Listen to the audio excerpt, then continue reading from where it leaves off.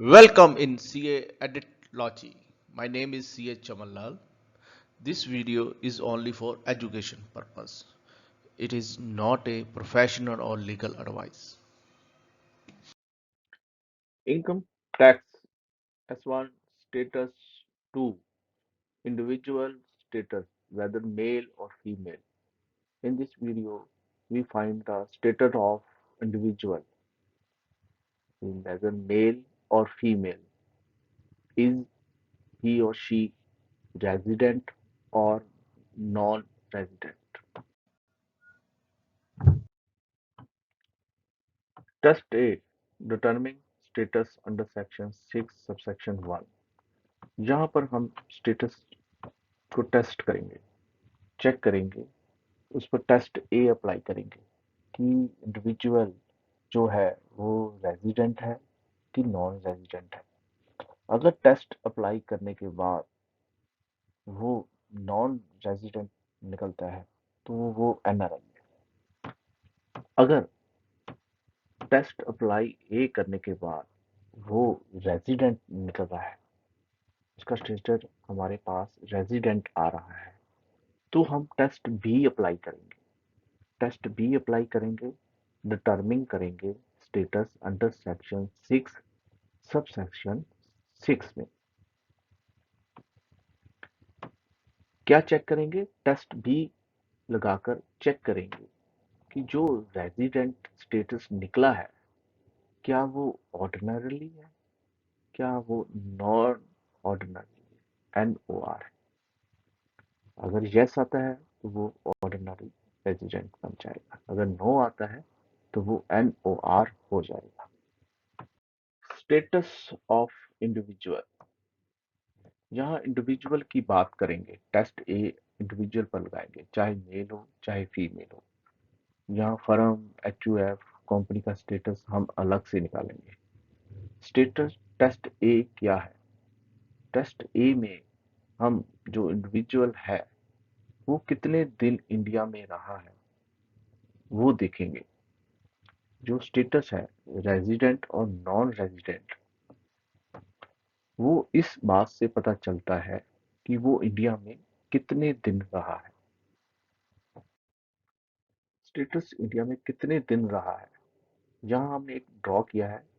सबसे पहले लिखा है 183, फिर 182 डे, 181 डे एंड लास्ट में लिखा है 58 डे, उससे पहले 59, उससे पहले 60 डे।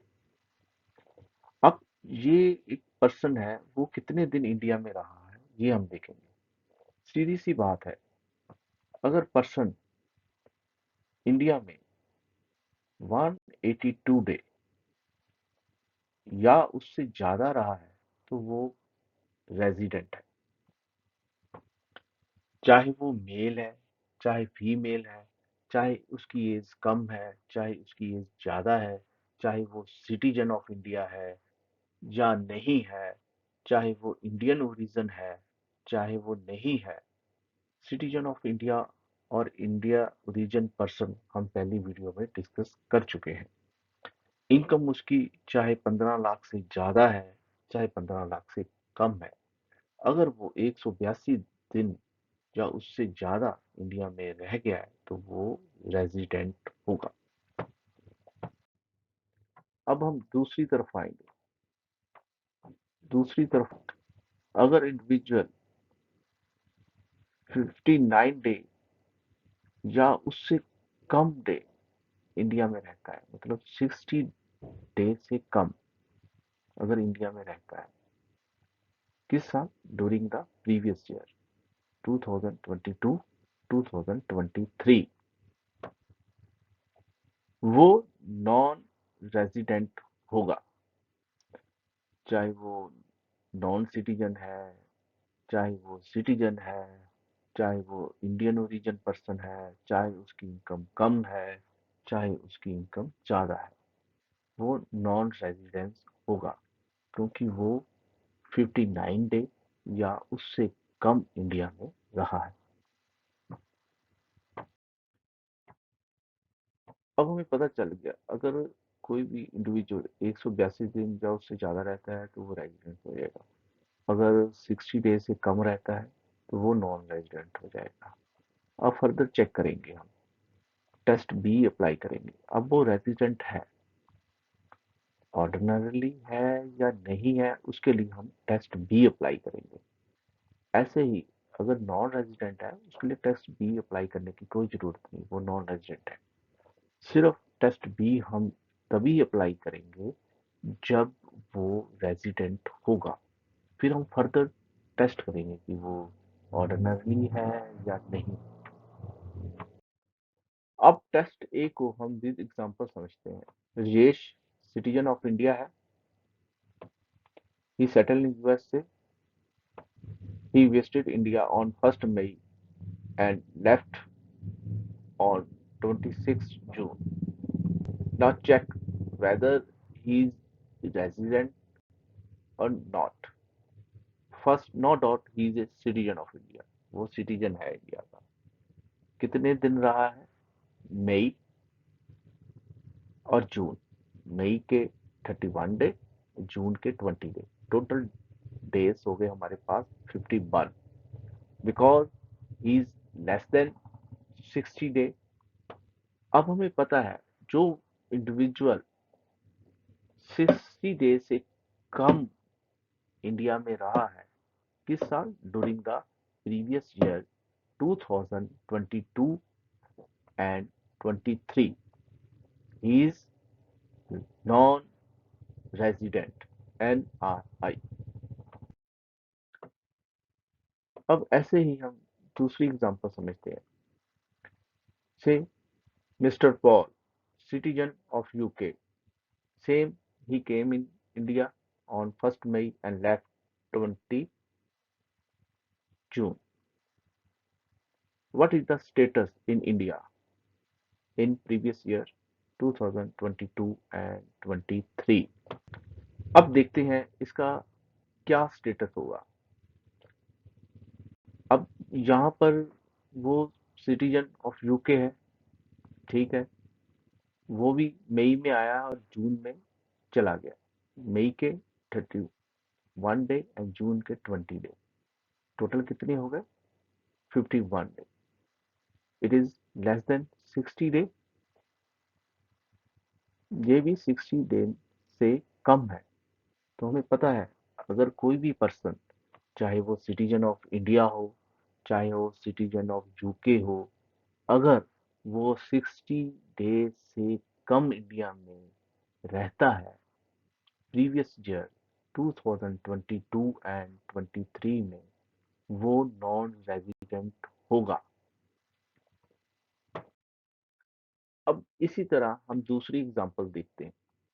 इस पर टेस्ट ए अप्लाई करते हैं।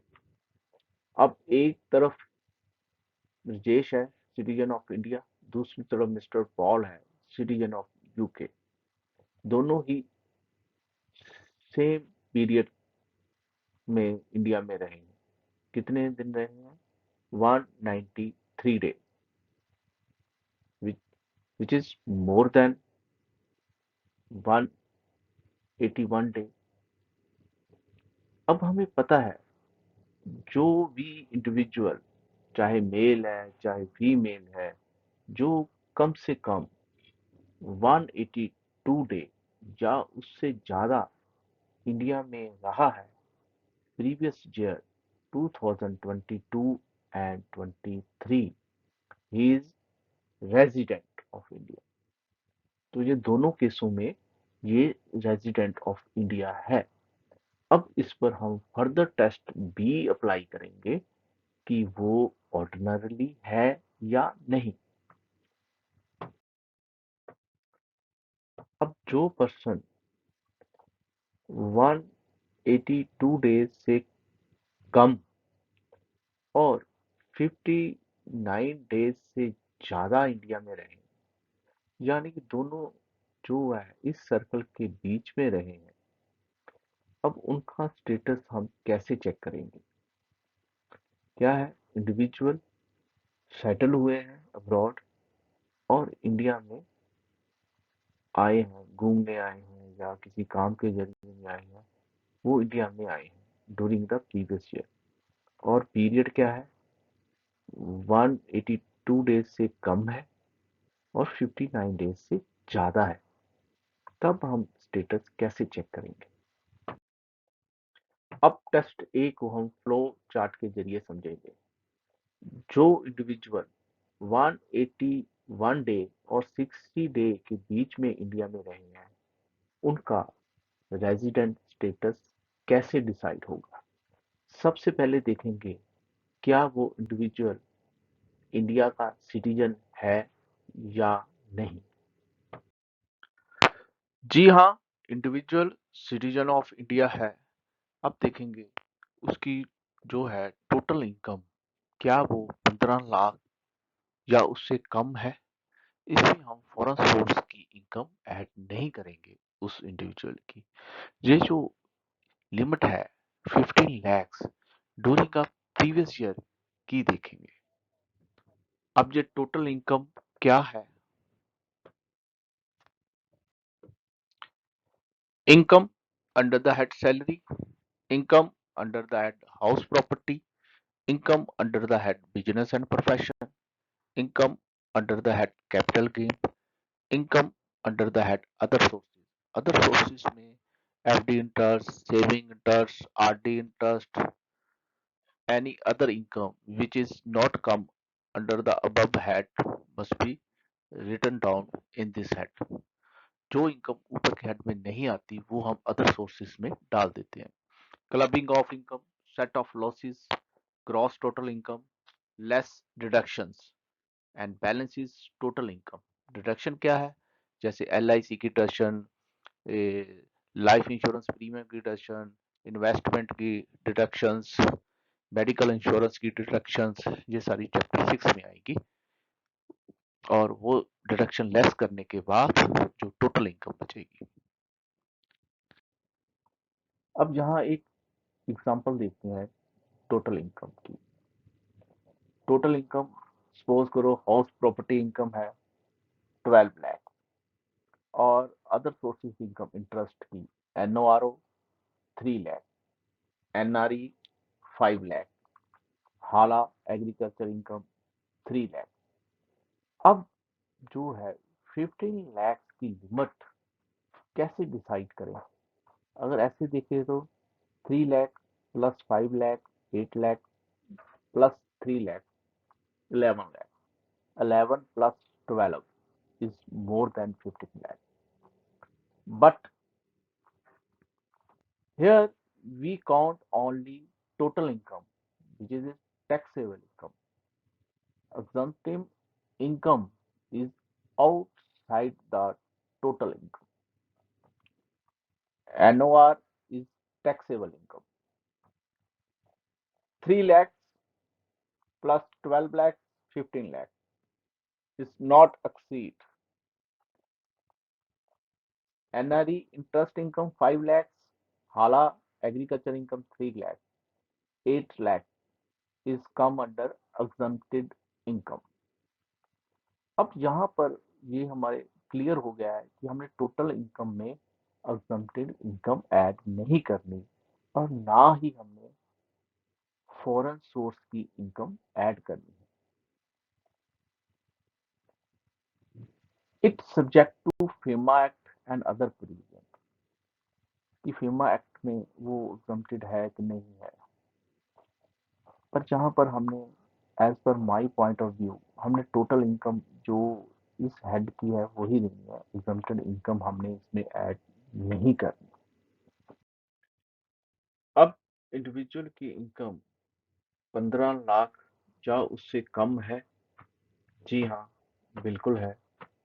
तो हम देखेंगे क्या वो इंडिया में 182 डे रहा है या नहीं।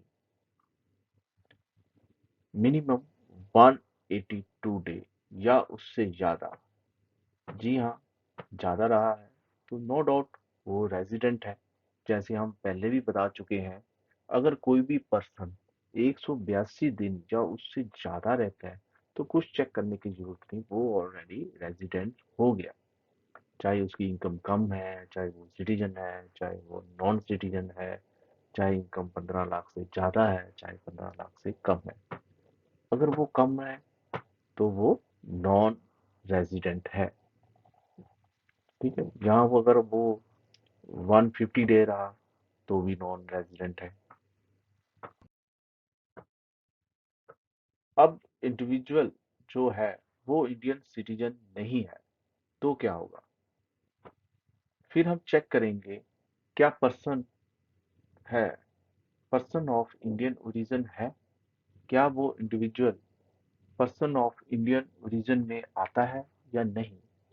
Person of Indian origin mean कि whose parents or grandparents born in India before partition of India, before undivided of India।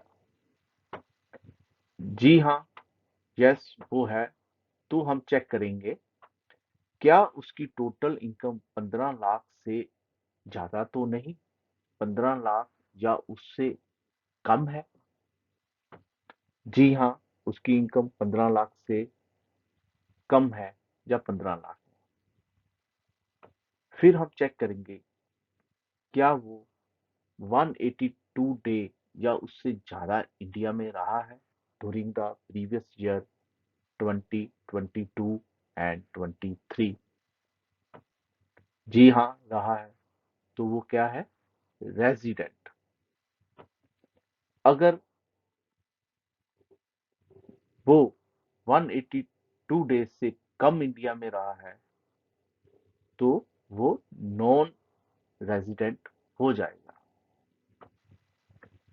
चाहे वो इंडिया में 150 डे रहा हो, 135 डे रहा हो, 65 डे रहा हो या 181 डे रहा हो, वो नॉन रेजिडेंट होगा। इंडिविजुअल सिटीजन ऑफ इंडिया या पर्सन ऑफ इंडियन ओरिजिन दोनों में से कोई है और उसकी टोटल इनकम या 15 लाख या उससे कम नहीं है, इसका मतलब है उसकी टोटल इनकम 15 लाख से ऊपर है, इसमें फॉरेन इनकम ऐड नहीं करनी। तब हम रेजिडेंस स्टेटस कैसे चेक करेंगे?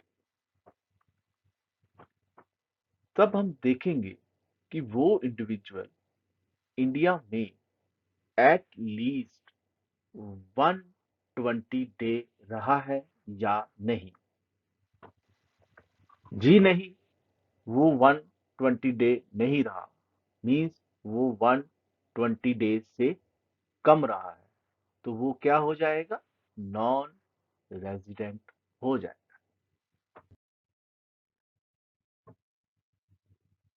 अगर वो 120 डे या उससे ज्यादा रहा है, जी हाँ, वो 120 डे उससे ज्यादा इंडिया में रहा है ड्यूरिंग द प्रीवियस ईयर 22 और 23, तब क्या देखना है? तब हम फिर चेक करेंगे क्या वो पिछले 4 साल में 365 डे रहा है। किन पिछले 4 सालों से? Immediate preceding the previous year. वो 4 साल कौन से होंगे? हमारा जो प्रीवियस ईयर है वो 2022 एंड 23 है, उसके बाद के 4 साल यानी कि 2021 22, 2020 21, 2019 20, 2018 19, मतलब उसके immediately preceding the previous year, जो उसके साथ में पिछले 4 साल है। उन 4 सालों में क्या वो 365 डे इंडिया में रहा है या नहीं रहा? अब जो इन 4 सालों में 365 डे जो हमने देखने हैं वो जरूरी नहीं कि सभी सालों में होने चाहिए। हो सकता है इसमें जीरो हो, 2021 में भी जीरो हो, 1920 में भी जीरो हो, मगर 89 में वो 365 डे रहा हो। या ये भी हो सकता है कि वो 21 22 में 100 डेज रहा हो, 22 2021 में भी 100 डे रहा हो, 1920 में 165 डे रहा हो, या कोई और कॉम्बिनेशन। मगर इन 4 सालों का टोटल कम से कम 365 या उससे ज्यादा होना चाहिए। अब जहां पूछता है क्या वो रहा है 365 डे या उससे ज्यादा, हम जी हाँ वो रहा है, तो क्या हो जाएगा, वो रेजिडेंट हो जाएगा। अगर वो नहीं रहा तो क्या हो जाएगा, नॉन रेजिडेंट हो जाएगा।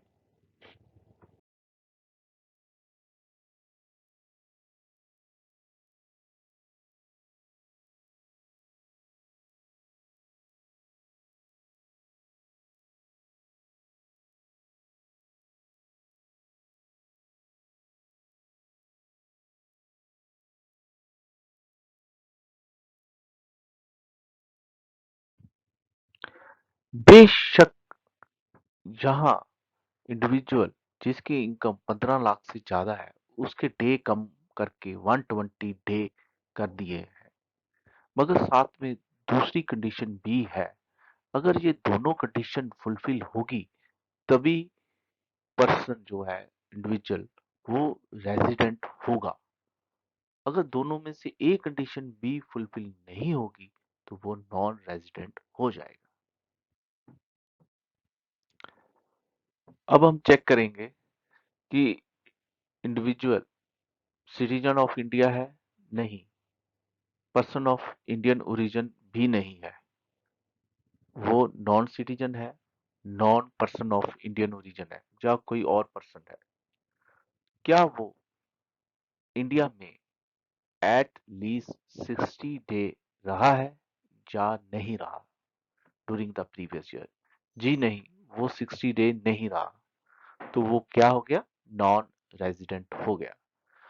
अगर पर्सन 60 डे से कम रहा हो तो वो नॉन रेजिडेंट हो जाएगा।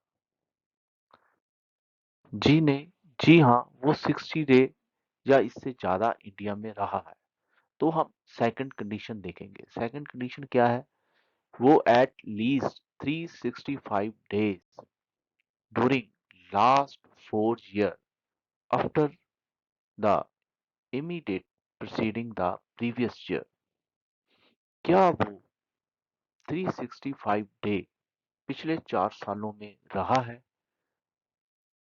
प्रीवियस ईयर के बाद के?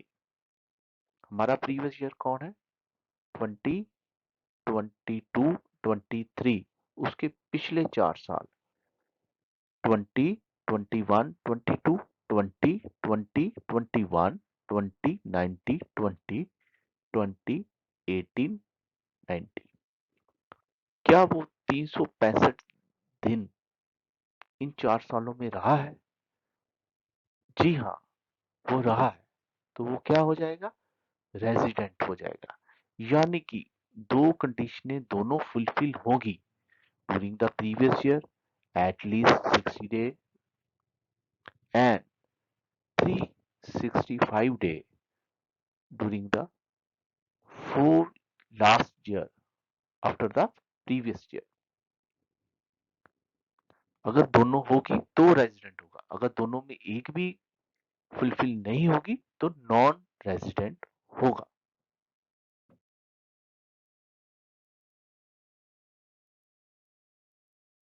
अब एक बार सारे को दोबारा देखते हैं। सबसे पहले देखेंगे कि इंडिविजुअल हमारा जिसका हम स्टेटस चेक कर रहे हैं क्या वो सिटीजन ऑफ इंडिया है।